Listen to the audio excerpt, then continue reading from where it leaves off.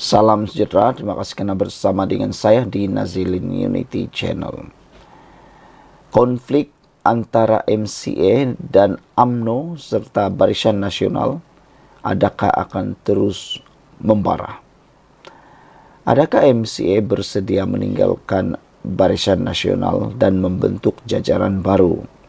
Seperti yang diwar-warkan sebelum ini, ada yang mengatakan lebih baik MCA keluar saja daripada Barisan Nasional dan bergabung dengan gerakan di Perikatan Nasional.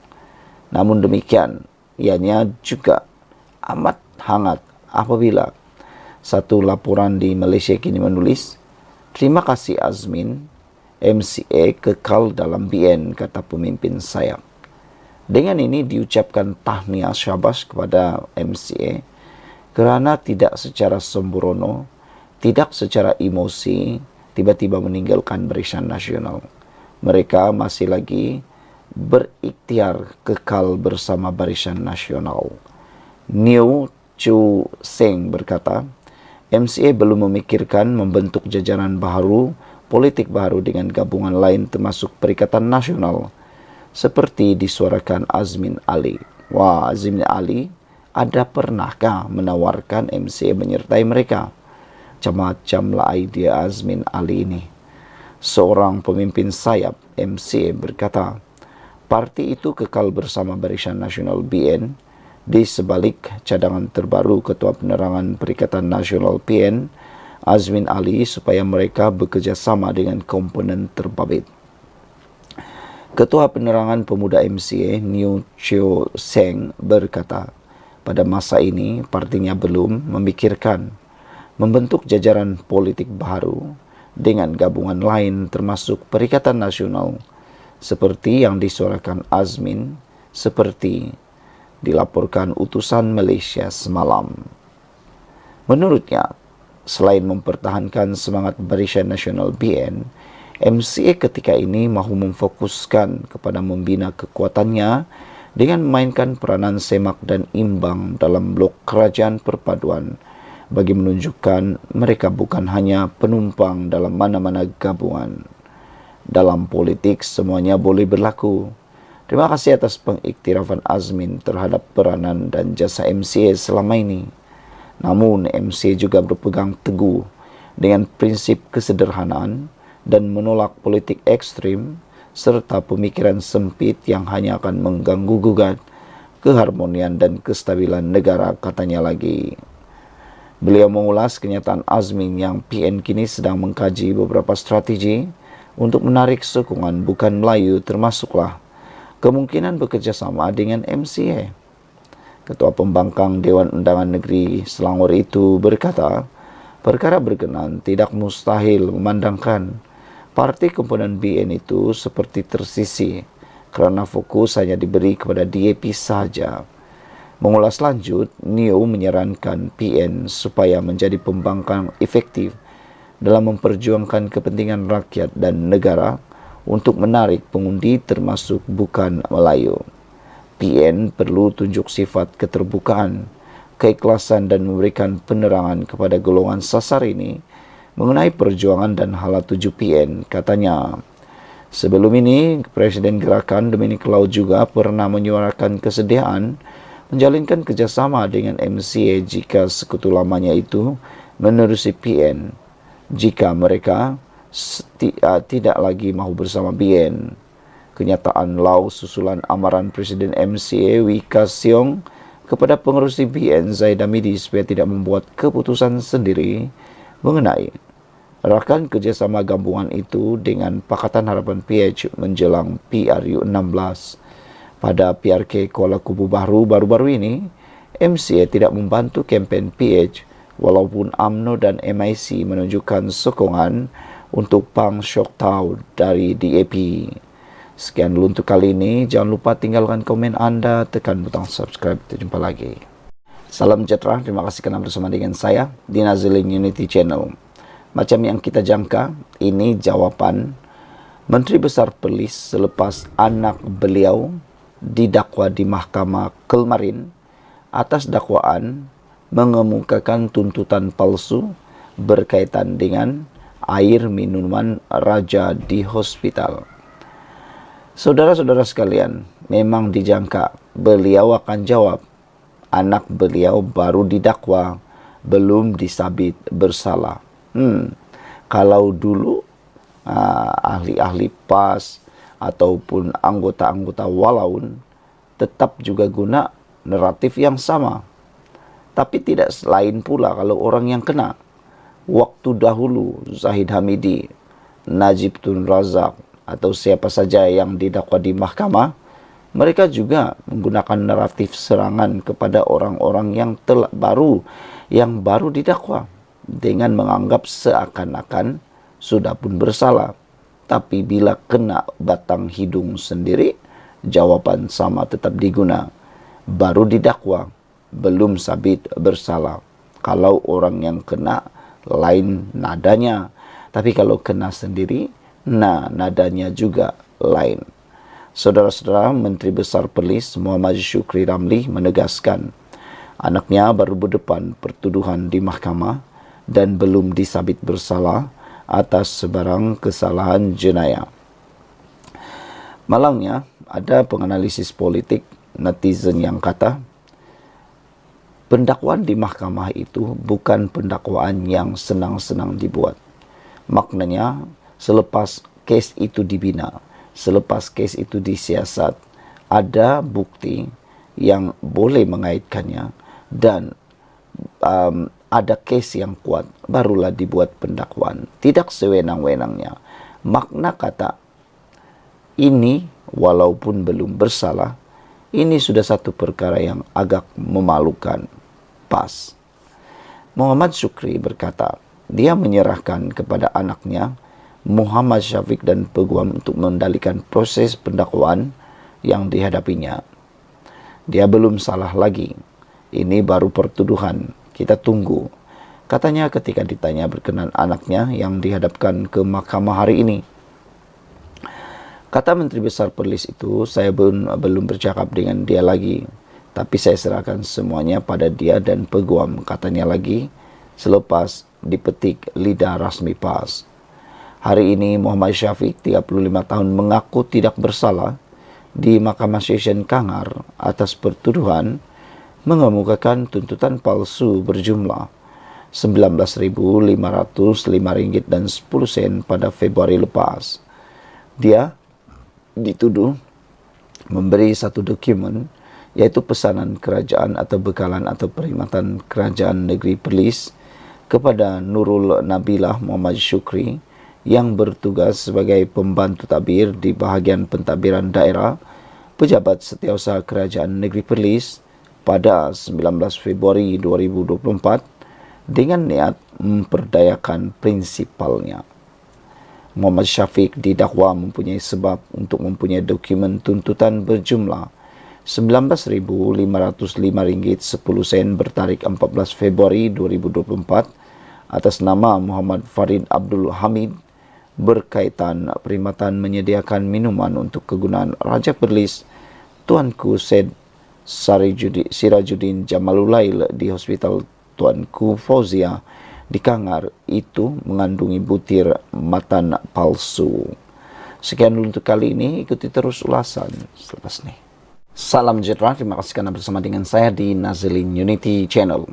Saudara-saudara sekalian, bercakap tentang rasuah ni memang sangat jijik dan tidak patut ada di Malaysia.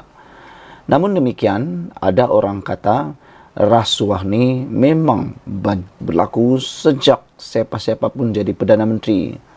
Mereka kata ketika Tun Mahathir menjadi Perdana Menteri, waktu itu rasuah memang pun wujud dan turut diakui oleh Tun Mahathir sendiri.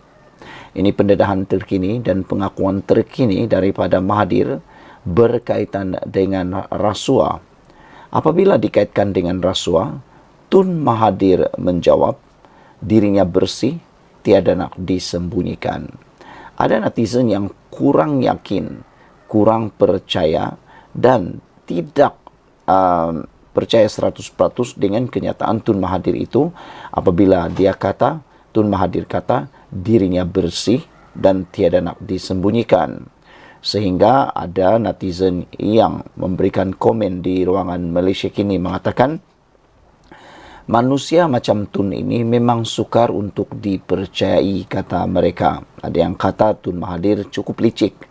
Ada juga yang kata dalam ruangan Malaysia Kini, komen netizen kata, kalau tak salah, kenapa marah apabila anak disiasat, kata mereka. Ada juga yang kata, kalau tak salah, kenapa pula takut nak disiasat dalam RCI? Saudara-saudara sekalian, Mahathir mengakui dirinya bersih. Bekas Perdana Menteri Dr. Mahathir Mohamad berkata, dirinya bersih daripada rasuah, walaupun amalan itu berlaku semasa dia memegang jawatan itu.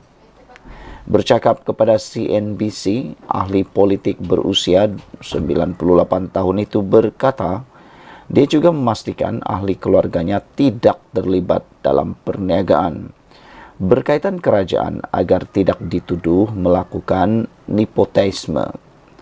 Mahathir berkata, mereka yang menuduhnya melakukan rasuah tidak dapat membuktikan bahawa dia telah mencuri walaupun 1 sen. Ditanya sama ada dia dan anak-anaknya akan bekerjasama dengan SPRM dan mengisytiharkan harta mereka, Mahathir menjawab, ya, kita perlu. Kerana undang-undang mengatakan bahawa apabila SPRM menuntut anda membuat kenyataan atau pengisytiharan, anda perlu membuat penyataan pengisytiharan hasil anda. Jika tidak, anda boleh didakwa atau dipenjarakan tambahnya.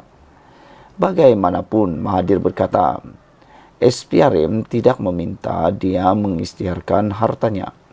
Sebaliknya, hanya meminta 2 anak lelakinya, iaitu Mokzani dan Mirzan, berbuat demikian. Sementara itu, bekas Perdana Menteri itu berkata, adalah satu tugas yang sukar untuk mengisytiharkan aset yang telah menjangkau lebih 4 dekad. Tetapi mereka tidak minta saya mengisytiharkan harta saya. Mereka, iaitu SPRM, kata Mahathir, mereka sedang menyiasat saya. Tetapi siasat itu tidak melibatkan atau menuntut saya mengisytiharkan harta saya, kata Mahathir lagi. Mengenai sama ada dia akan mengisytiharkan hartanya jika diminta berbuat demikian, Mahathir menjawab, ya, mereka SPRM dialu-alukan untuk bertanya, kerana saya tidak mempunyai apa-apa untuk disembunyikan. Bulan lalu, Ketua Pesuruhjaya SPRM Azam Baki mengesahkan bahawa Mahathir sedang disiasat atas dakwaan rasuah. Saya tidak berhasrat untuk memperincikan lagi maklumat lanjut berhubung kes itu tentang apa kesalahan yang dilakukan ke semua mereka.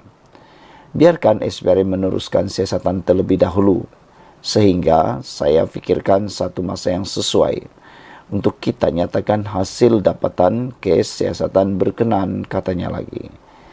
Sebelum ini, SPRM telah memberikan notis kepada Mirzan dan Mokzani untuk mengisytiharkan harta mereka dalam tempoh yang ditetapkan di bawah Seksyen 36 Akta SPRM 2009.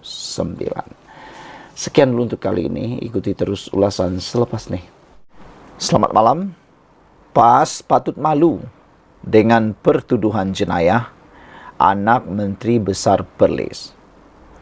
Hari ini kita digemparkan dengan pertuduhan terhadap anak Menteri Besar Perlis yang membabitkan air minuman raja. Ini memang paling tak pernah kita dengar.